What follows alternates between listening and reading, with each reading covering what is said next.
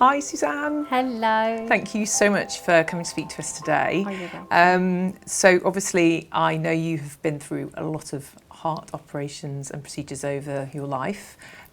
Could you just basically talk me through from the beginning, everything? From the beginning? Yeah, Wow. from the beginning. Okay, well, December 94 was the first time I had a pacemaker put inside. Right.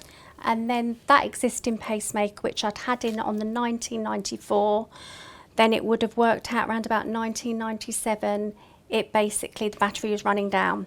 So I needed a new box put in. They put it in, but prior to that, I had an infection in a hair follicle here.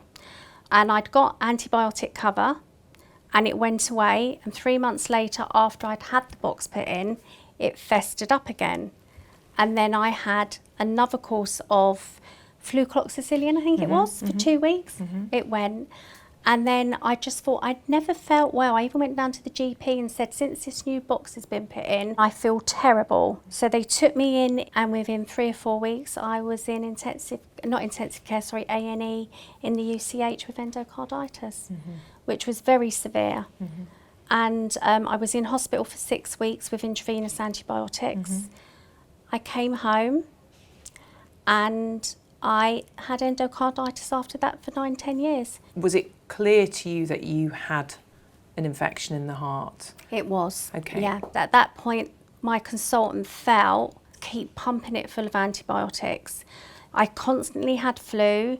I was restricted. I had to stay at my parents' all the time. I didn't go on holidays, didn't work. I could do absolutely nothing for many years because of this damn bacteria in my heart.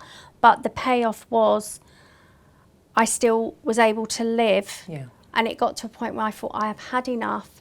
The actual hospital environment, they all knew me like I was family. I lived there basically in the heart hospital. And they could all see that I was really getting to a point where I'd literally had enough. Yeah. I'm getting all emotional. It all brings it back. But as I say, Dr. Swanton, he could see how bad I was. He had a lot of conversations, and they found one surgeon that would do the surgery. And I had that done on the 4th of November, 2008. And it's there.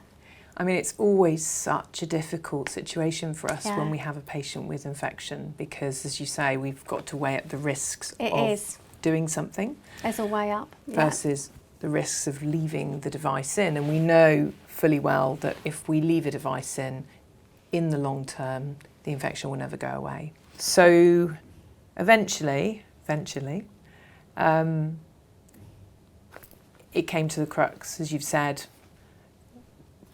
Howard managed to find a surgeon who would take you on, which was fantastic. And do you remember waking up from that operation? I do. How did you feel? Well, I've had better days. I was on drugs, but